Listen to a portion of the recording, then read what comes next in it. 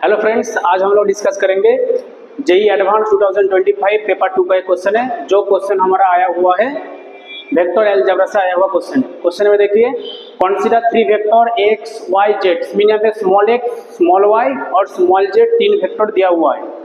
For 2 distinct positive real number alpha and beta define capital X capital Y and capital Z. Okay, then बोला है if the vector capital X capital Y capital Z lies in a plane. तो ये 3 vector क्या बोल रहा है, एक plane के अंदर लाई कर रहा है। दैट मीन्स ये है हमारा कोप्लेनर वेक्टर। सो कोप्लेनर वेक्टर है, सो ये 3 वेक्टर अगर वो कोप्लेनर होगा, इसका मतलब है उसका जो स्केलर ट्रिपल प्रोडक्ट होता है वो होता है हमारा 0। मीन्स जो डिटरमिनेंट का वैल्यू होगा वो होगा हमारा 0।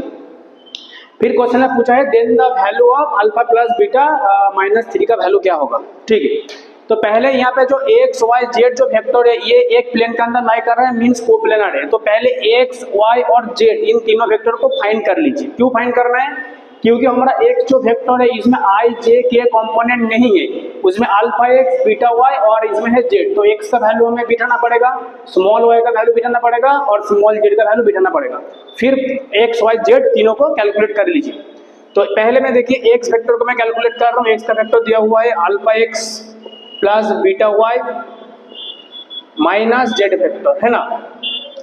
अब इसके जगह क्या है अल्फा और एक्स का वेक्टर क्या है, देखिए वो एक्स का वेक्टर लिखा हुआ है आई प्लस 2जे प्लस 3 के। मैं इसको क्या कर रहा हूँ, मैं इसको पॉइंट में लिख रहा हूँ। ठीक है, क्योंकि पॉइंट में लिखने से क्वेश्चन जल्दी सॉल्व हो जाता है। और आप भी कोशिश कीजिए किसी भी वेक्टर को जो क्वेश्चन है उसको पॉइंट में लिखिए, क्योंकि एग्जाम हॉल में उतना टाइम नहीं मिलेगा। तो बार बार ये आई जे और के लिखने में बहुत सारा टाइम खा जाता है। ठीक है, तो इतना शॉर्ट में लिखिए 1 2 3 प्लस बीटा का वैल्यू क्या है, सॉरी बीटा इंटू वाई का वैल्यू क्या है 2 3 1 माइनस जेड, जेड का वैल्यू क्या है 3 I cap J cap and 2 cap 2 so K cap. तो इसको अगर थोड़ा सा मैं फर्दर कैलकुलेशन करती हूँ, यहाँ पे क्या मिलेगा अल्फा, यहाँ पे मिलेगा हमें 2 बीटा और यहाँ पे हमें मिलेगा 3। तो ये मिलेगा हमें आई का कंपोनेंट, कॉमा आप देखिए 2 अल्फा प्लस 3 बीटा माइनस 1, ये हमारा मिलेगा जे का कंपोनेंट। फिर के का देखिए 3 अल्फा प्लस बीटा माइनस 2, ये हमारा हुआ के का कंपोनेंट। अब सेम तरीके से y जो वेक्टर है उसको भी कैलकुलेट कीजिए। कैपिटल y का वैल्यू क्या है अल्फा, यहाँ पे दिखाइए alpha small y vector plus beta small z vector minus x vector. अब सारे वैल्यू को बिठा दीजिए। अल्फा y का वैल्यू क्या है 2 3 1 प्लस बीटा इंटू जेड का वैल्यू क्या है 3 1 2 माइनस एक्स का वैल्यू क्या है, एक्स का वैल्यू है हमारा 1 2 एंड 3। तो इसको अगर हम फर्दर कैलकुलेशन करेंगे तो हमें क्या मिलेगा, देखिए 2 अल्फा प्लस 3 बीटा और यहाँ पे मिलेगा माइनस 1 और यहाँ पे मिलेगा 3 अल्फा, फिर मिलेगा बीटा और यहाँ पे मिलेगा माइनस 2, फिर alpha plus 2 beta alpha plus 2 beta minus 3। ठीक है, तो y निकल के आ गया। आप कैपिटल जेड फाइंड कीजिए। कैपिटल जेड का वैल्यू कितना है, कैपिटल जेड का वैल्यू है हमारा alpha small Z bar small Z vector plus beta X vector minus Y vector. तो इसमें बीटा दीजिए अल्फा इंटू जेड का वैल्यू क्या है 3 1 2 प्लस बीटा इंटू एक्स का वैल्यू क्या है 1 2 3 माइनस वाई का वैल्यू क्या है 2 3 1। इसको कैलकुलेट कर लीजिए। यहाँ पे मिलेगा हमें 3 alpha plus 2 beta 3 alpha plus 2 beta minus 2 और यहाँ पे मिलेगा अल्फा प्लस 2 बीटा माइनस 3 और यहाँ पे मिलेगा 2 अल्फा, फिर मिलेगा 3 बीटा और यहाँ पे मिलेगा माइनस 1। तो हमारा कैपिटल एक्स कैपिटल वाई और कैपिटल जेड जो वेक्टर है उसको निकाल के मैंने वो लिख दिया। तो ये हमारा आई जे और के का कंपोनेंट, इसमें भी आई का कंपोनेंट जे का कंपोनेंट और के का, इसमें आई जे और के। तो इन तीनों वेक्टर अगर कोप्लेनर होगा तो इसका जो डिटरमिनेंट का वैल्यू होगा वो होगा हमारा 0।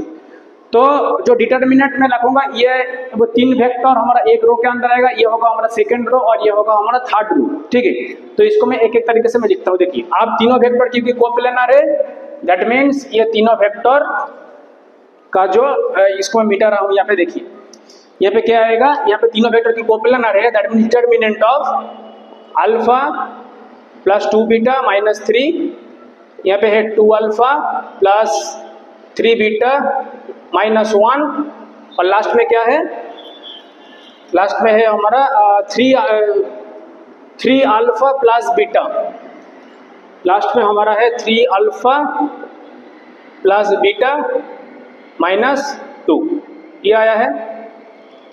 ठीक है, आप ये है हमारा x का वेक्टर लिख लिया। आप ये है हमारा y का वेक्टर क्या है फ्रेंड्स, y का वेक्टर है ये और z का वेक्टर है हमारा ये, तो इनको लिख दीजिए। ये है हमारा x, y में लिख लीजिए 2 अल्फा प्लस 3 बीटा माइनस 1, फिर है हमारा 3 अल्फा प्लस बीटा माइनस 2 और यहाँ पे है अल्फा प्लस 2 बीटा माइनस 3 और यहाँ पे लिखिए 3 अल्फा प्लस 2 बीटा माइनस 2 और यहाँ पे है अल्फा प्लस 2 बीटा माइनस 3 और यहाँ पे है 2 alpha plus 3 beta minus 1, determinant का वैल्यू होगा हमारा 0।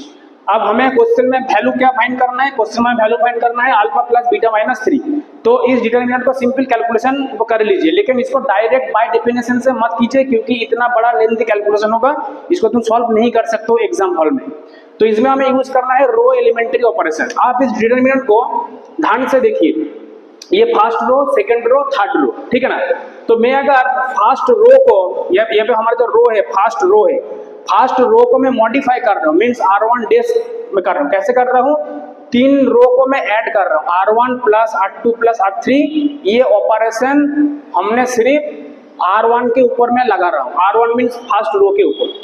तो हमारा जो सेकेंड रो होगा, सेकेंड रो और थर्ड रो का कोई काम नहीं है, सिंपल हम फर्स्ट रो को मॉडिफाई कर रहा हूँ। कैसे कर रहा हूँ, R1 plus R2 plus R3 कर रहा हूँ। तो हमारा सेकेंड जो रो है, ये सेकेंड रो का जो एलिमेंट है वो एज इट इज हमें लिखना है। थर्ड रो का जो एलिमेंट है, ये 3 एलिमेंट एज इट इज हमें लिखना है। सिर्फ फर्स्ट रो में हमें चेंज करना होगा, R1 plus R2 plus R3 तीनों को ऐड करके लिखिए। तब अब मैं जब तीनों रो को मैं ऐड करूंगा तब हमारा ये प्लस ये होगा।